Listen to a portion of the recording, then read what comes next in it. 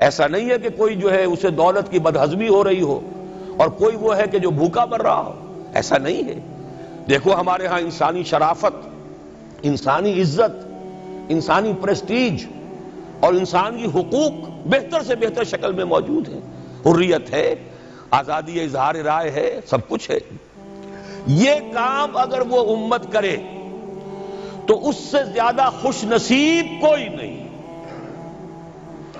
پھر دنیا میں اس کو غلبہ ہوگا، دنیا کی خلافت اس کو دی جائے گی، دنیا کی امامت اس کو دی جائے گی، دنیا کی قیادت اس کو دی جائے گی۔ جیسے کبھی اقبال نے کہا تھا کہ سبق پھر پڑھ شجاعت کا، عدالت کا، صداقت کا، لیا جائے گا تجھ سے کام دنیا کی امامت کا۔ لیکن پھر وہی سبق پڑھنا پڑے گا جو صحابہ کرام نے پڑھا تھا۔ جب صحابہ کرام نے وہ سبق پڑھا تھا تو دنیا کی امامت اللہ نے ان کو عطا کی تھی کہ نہیں کی تھی؟ اگر تو اس کے مطابق عمل ہے تو ان سے زیادہ اللہ کو محبوب کوئی نہیں، اور اگر طرز عمل برعکس ہو جائے، کہیں کچھ اور کریں کچھ اور، کہیں یہ کہ قرآن پر ہمارا ایمان ہے اور اس کے قانون کو نافذ نہ کریں، کہیں یہ کہ ہماری تو محبوب ترین شخصیت محمد ہیں اور ان کی سنت کے اوپر عمل نہ کریں صلی اللہ علیہ وسلم، قرآن نے جس شے کو حرام کیا ہے اس پر اس کا استعمال کر رہے ہوں، اگر طرز عمل یہ ہو اور یہ طرز عمل اس حد کو پہنچ جائے کہ دنیا تانے دے یہ مسلمان کہاں اسلام، دنیا میں ہمیں دکھاؤ کہاں اسلام، یہ مسلمان کیا اسلام پر کاربند ہیں؟ جارج برنارڈ شاہ نے کہا تھا کہ میں جب قرآن پڑھتا ہوں تو محسوس کرتا ہوں اس سے بہتر کتاب کوئی ممکن نہیں، لیکن جب مسلمانوں کو دیکھتا ہوں تو محسوس کرتا ہوں ان سے زیادہ ذلیل قوم دنیا میں کوئی نہیں۔ یہ کنٹراسٹ ہے جو ہم اپنے وجود سے پیش کر رہے ہیں۔ کیا اس کی وجہ سے لوگ اسلام کی طرف راغب ہوں گے یا اسلام سے متنفر ہوں گے؟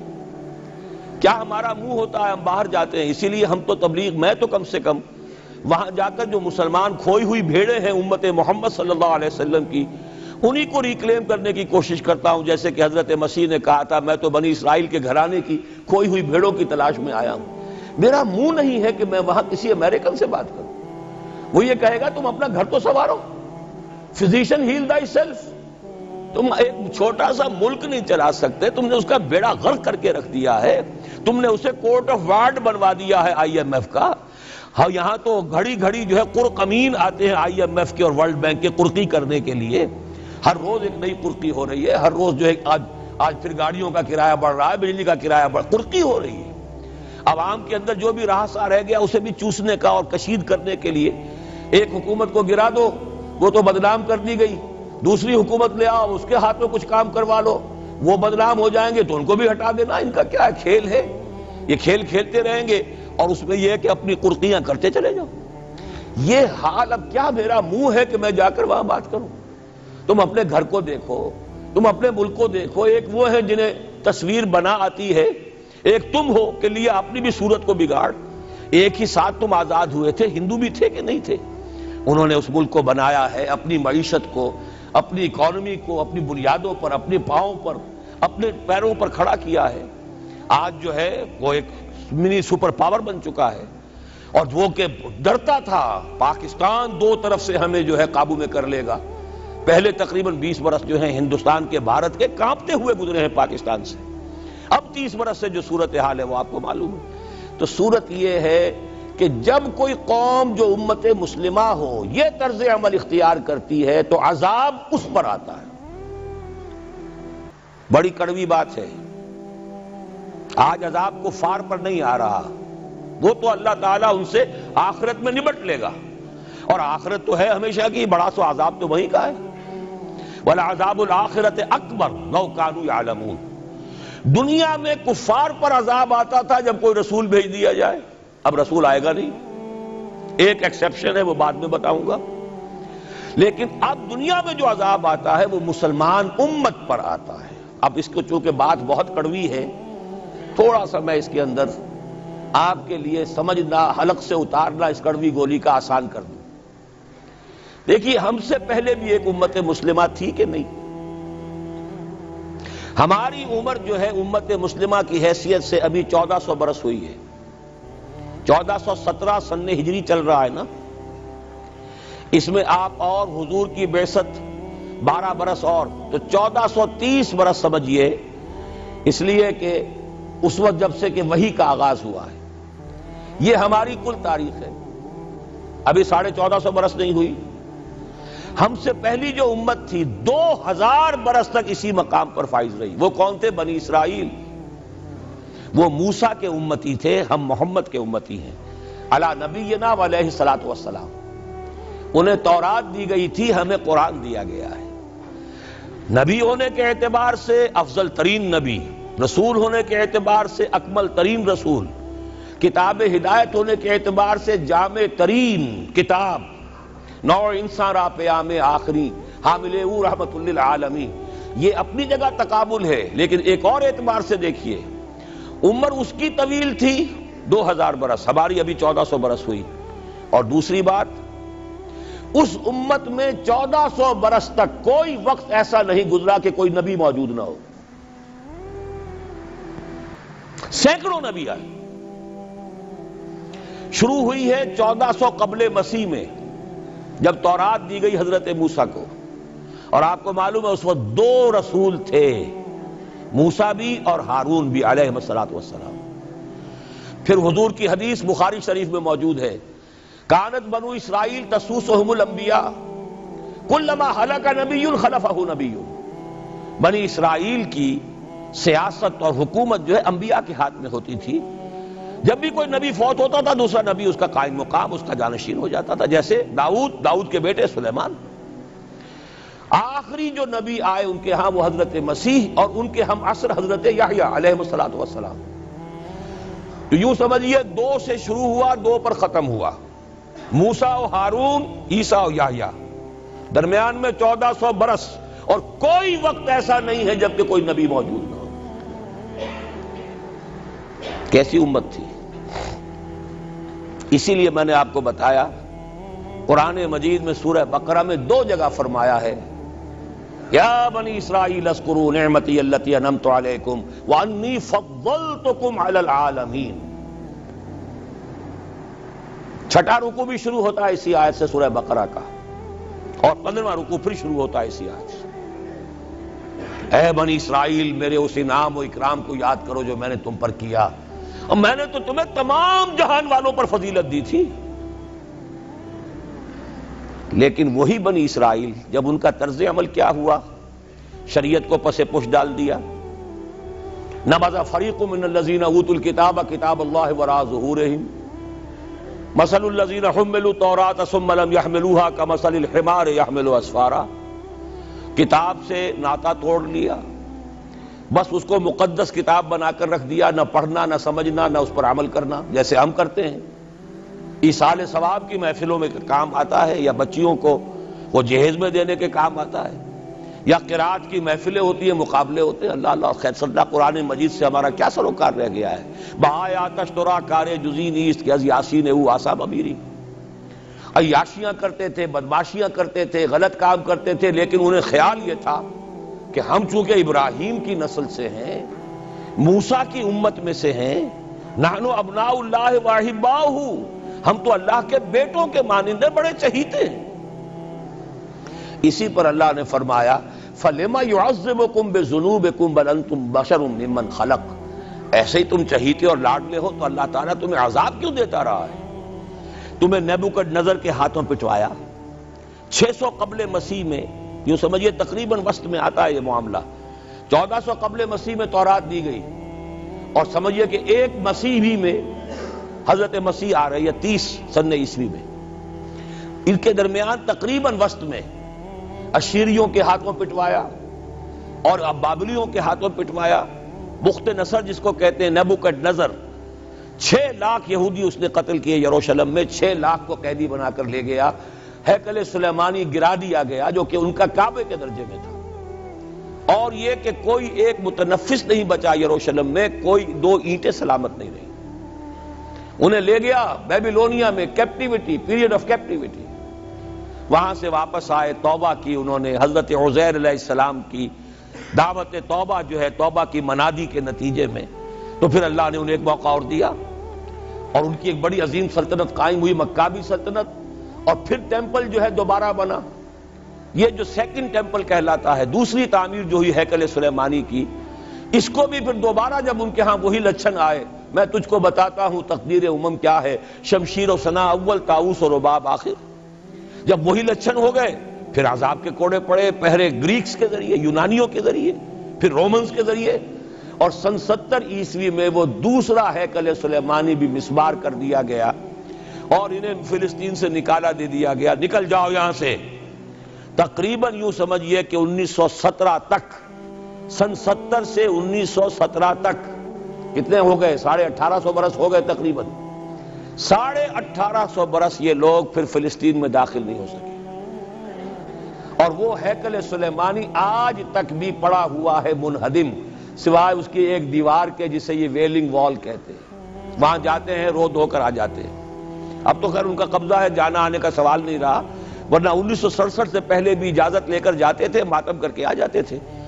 اس لیے کہ یروشلم جو ہے اس پر قبضہ تو ان کا ہو گیا تھا، لیکن مشرقی علاقہ ہے وہ، اور اس پر ابھی عربوں کا زیادہ تسلط تھا. اب وہ ختم ہو رہا ہے.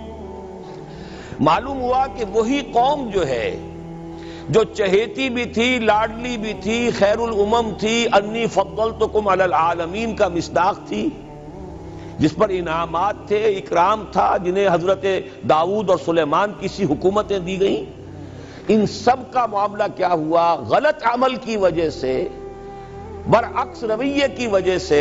قرآن مجید ہی میں 2 جگہ ہے تھوڑے سے لفظی فرق کے ساتھ، ضربت علیہم الذلۃ والمسکنۃ وباؤوا بغضب من اللہ.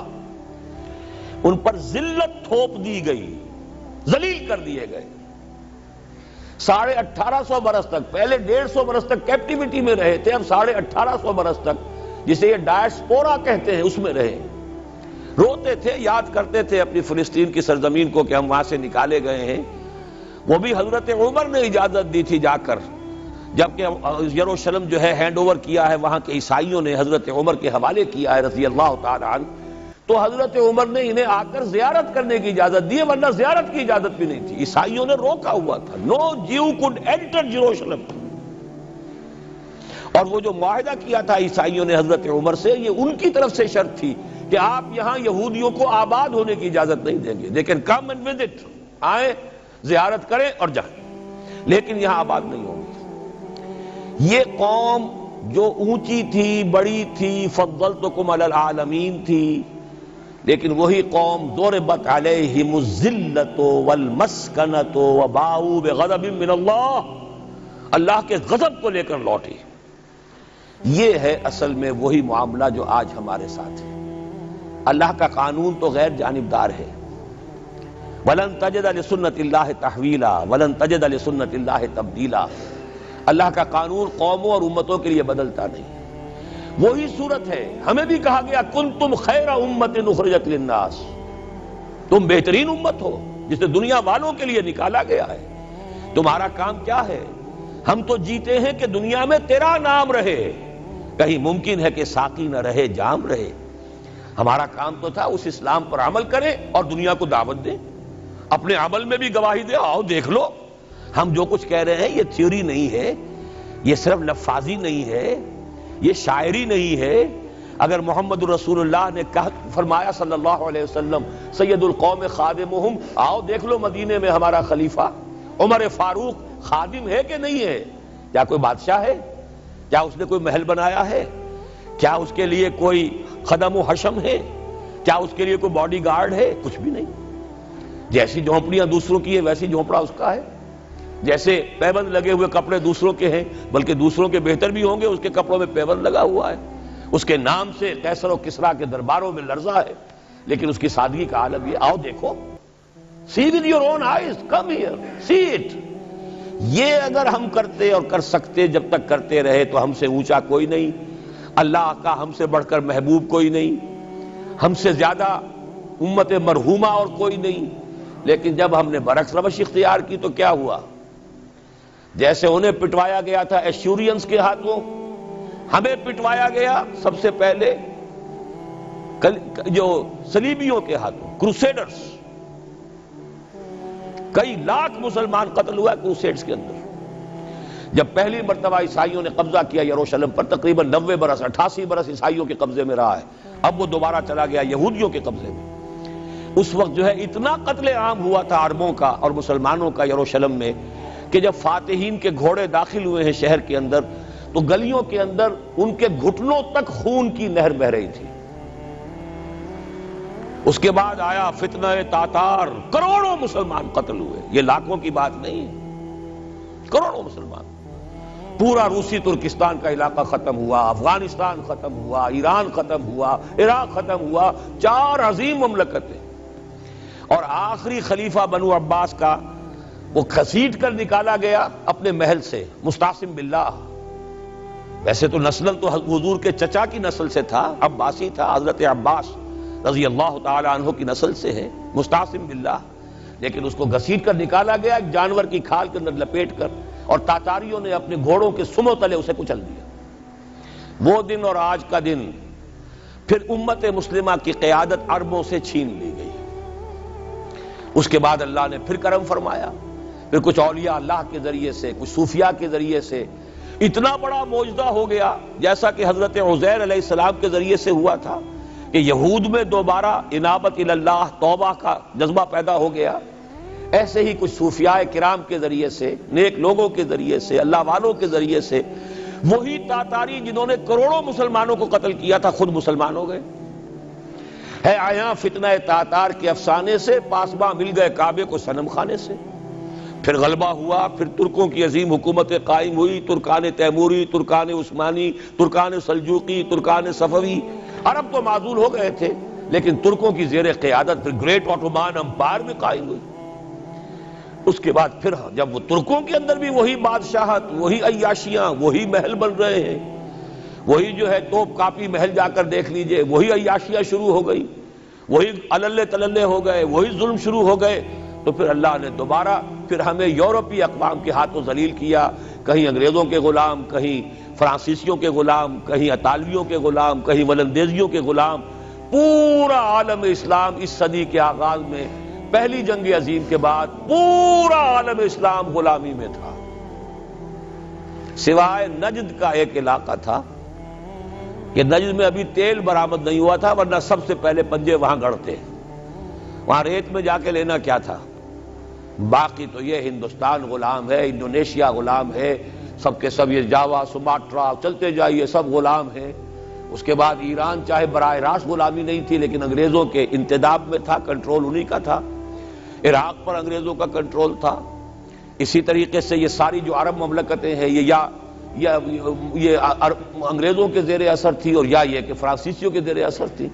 شمالی افریقہ یا فرانسیسیوں کا تھا یا اسپین کا تھا، اور یا یہ کہ اطالویوں کا تھا لیبیا۔ یہ حال ہمارا ہوا۔ یہ ہے اصل سبب اور یہ ہے معاملہ جس میں اب میں آخری بات اس موضوع پر کہہ دینا چاہتا ہوں۔ یہ پروسیس بہت جلد ایک بہت بڑی کلائمیکس کو اور بہت بڑی انتہا کو پہنچنے والا ہے۔ وہ انتہا کیا ہے؟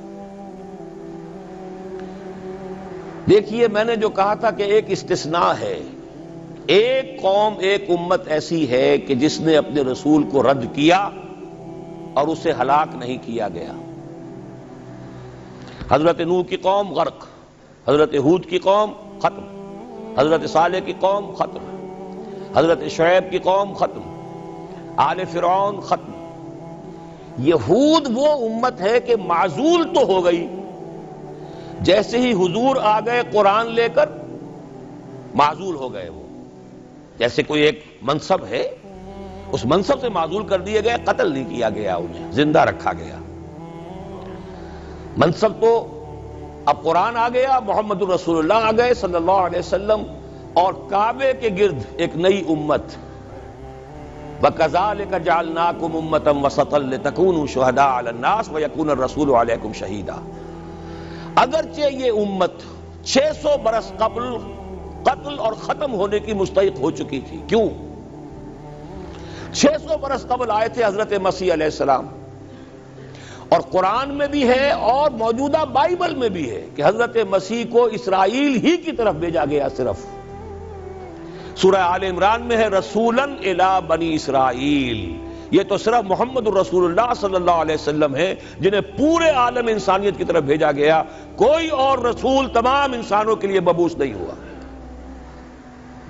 اور ابھی بائبل میں موجود ہے کہ میں صرف اسرائیل کے گھرانے کی کھوئی ہوئی بھیڑوں کی تلاش میں آیا ہوں. اسی لیے میں نے کہا تھا میں بھی امریکہ وغیرہ جاتا ہوں تو یہ اپنے پاکستانی ہندوستانی بھائی جو ہیں یہ کھوئی ہوئی بھیڑیں وہاں جا کر جو ہیں وہ گم ہو گئی ہیں، ان گمشدہ بھیڑوں کی تلاش میں. تو اس کو اچھی طرح سمجھ لیجئے، حضرت مسیح کی بعثت تھی بنی اسرائیل کی طرف، اور بنی اسرائیل نے نہ صرف یہ کہ ان کو مانا نہیں بلکہ الٹا اپنے بس پڑتے سولی پر چڑھا دیا. اپنے بس پڑتے، اس میرے الفاظ کو نوٹ کر لیجئے. گویا کہ یہ اب اس عذاب استیصال، آخری ہلاکت والے عذاب کے مستحق ہو گئے. لیکن یہ پوری انبیاء اور رسل کی تاریخ میں ایک استثناء ہے کہ اس میں جیسے آج کل ہم کہتے ہیں ججمنٹ ریزروڈ، حضرت مسیح کو اللہ نے زندہ اٹھا لیا،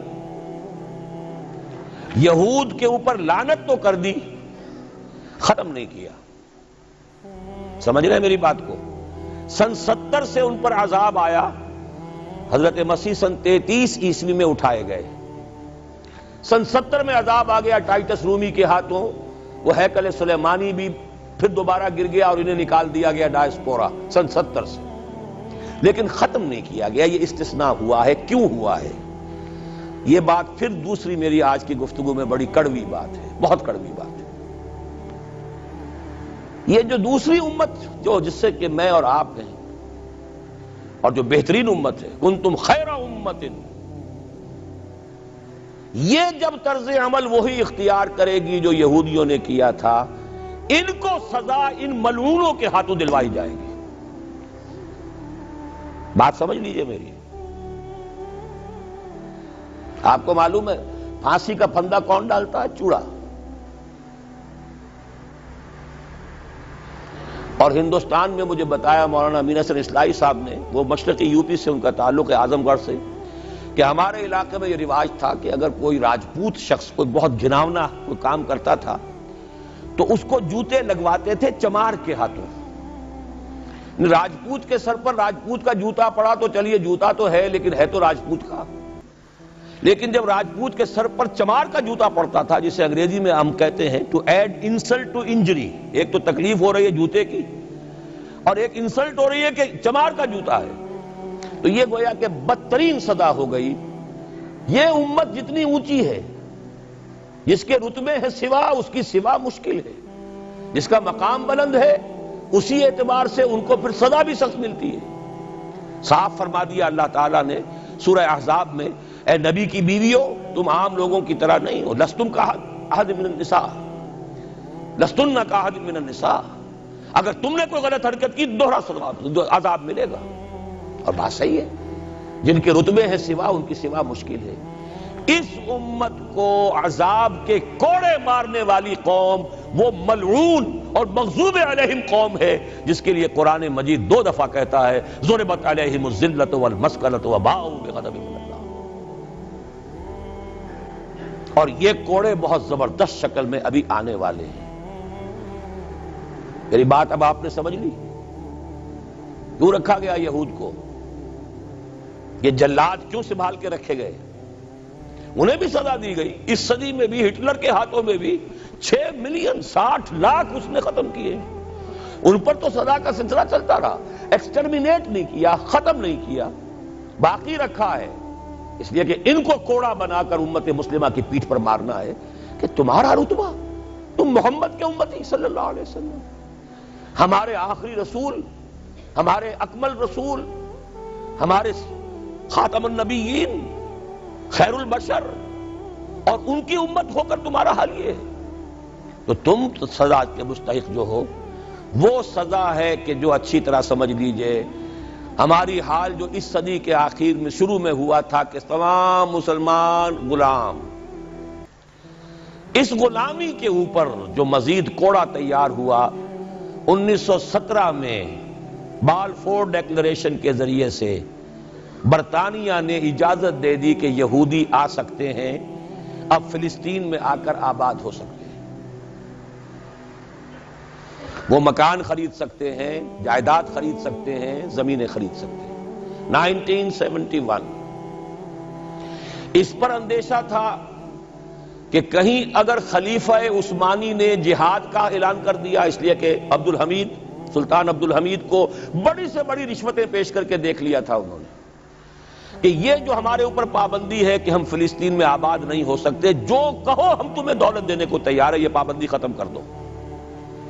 سلطان عبد الحمید ویسے جو بھی کچھ تھے چھوڑ دیجئے، لیکن یہ کہ اس نے کہا کہ جو معاہدہ عمر نے کیا تھا رضی اللہ تعالی عنہ، میں پیچھے نہیں جاؤں گا، لہذا خلافت ختم کروا دی، اور کروائی کس کے ہاتھوں؟ ایک مسلمان کے ہاتھوں، اس لیے کہ فری میسن تھا مصطفیٰ کمال پاشا، فری میسن، یہ سب یہودیوں کے ادارے۔ چاک کر دی ترک ناداں نے خلافت کی قبا، سادگی اپنوں کی دیکھ اوروں کی عیاری بھی دیکھ۔ ہندوستان میں ہنگامہ چل رہا ہے، تحریک چل رہی ہے، مسلمان ہجرت کر رہے ہیں اور سب کچھ ہو رہا ہے، اور ہندو بھی شامل ہو رہے ہیں خلافت کی تحریک میں، لیکن اب مدعی سست گواہ چست۔ جب مصطفیٰ کمال نے خود ختم کر دی تو سب پانی پڑ گیا آگ کے اوپر، اب کیا بولیں، کس کو برا کہیں؟ اس کے بعد 1948 میں ان کی ریاست قائم ہو گئی اسرائیل۔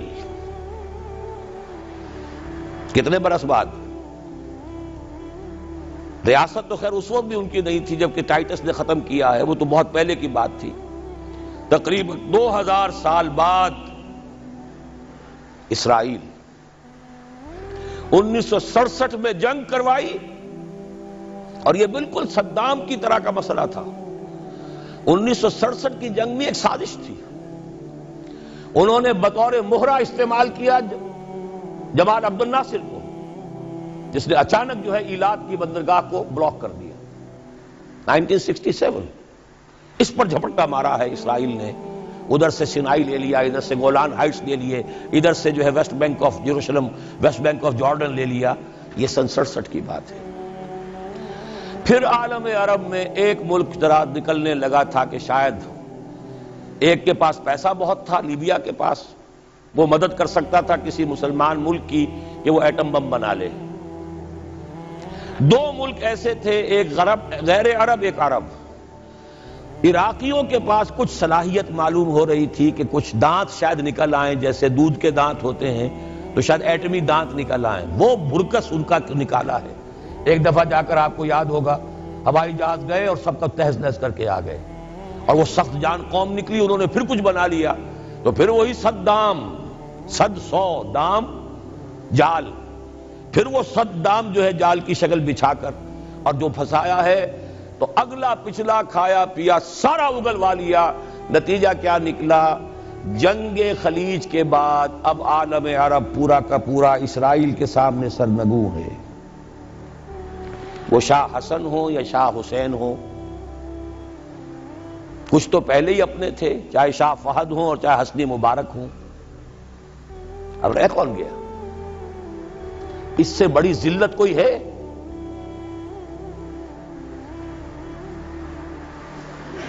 جن کے ساتھ ایک میز پر بیٹھنے کو تیار نہیں تھے، جن کے ساتھ گفتگو کو تیار نہیں تھے، اور بلا کر کہاں کھڑا کیا ہے؟ آؤ میڈرڈ میں، اسپین میں آؤ، اسپین سے شروع کروائیں گفتگو۔ اور اسپین کون سی جگہ ہے؟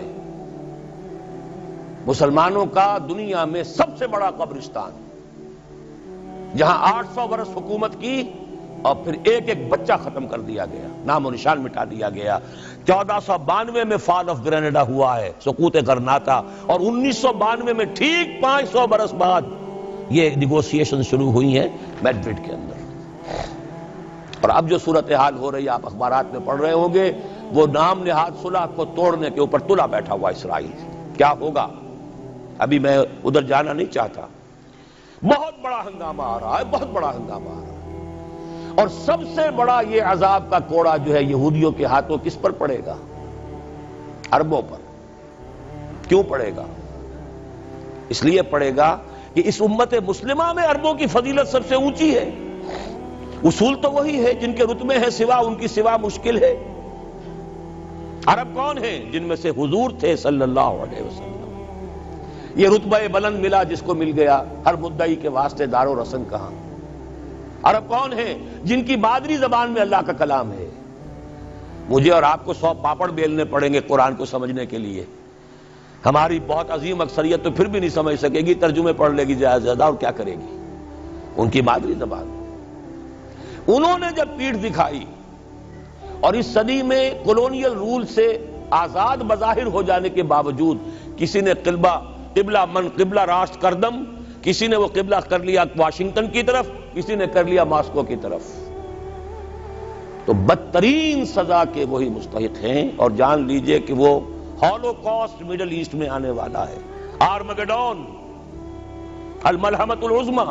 میں نے یہ ساری چیزیں اپنی ایک کتاب میں لکھ دی ہیں، سابقہ اور موجودہ مسلمان امتوں کا ماضی حال اور مستقبل۔ ایک موجودہ امت مسلمہ ہے ہم، ایک سابقہ امت مسلمہ ہے معزول شدہ، وہ ہیں یہود، اب بھی موجود ہیں، امت موسیٰ ہے، صاحب تورات ہے۔ ان کا ماضی کیا ہے، حال کیا ہے، مستقبل کیا ہے؟ مستقبل میں سب سے بڑا پیچ جو پڑنے والا ہے، جیسے پتنگوں کا پیچ ہوتا ہے، ان دو امتوں کا ہے۔ مڈل ایسٹ سب سے بڑی جنگ، تاریخ انسانی کی عظیم ترین جنگ کا میدان بنے گا، جس کو حضور نے نام دیا الملحمۃ العظمی، عظیم ترین جنگ۔ احادیث موجود ہے میری اس کتاب کے اندر، حوالوں کے ساتھ ہے، ٹیکسٹ کے ساتھ ہے۔ ویل للعرب من شر قد اقترب، ہلاکت اور بربادی ہے عرب کے لیے اس شر سے جو قریب آ چکا ہے۔ لیکن اب یہ بات تو پھر میرے اور آپ کے لیے ذرا دور کی ہو گئی۔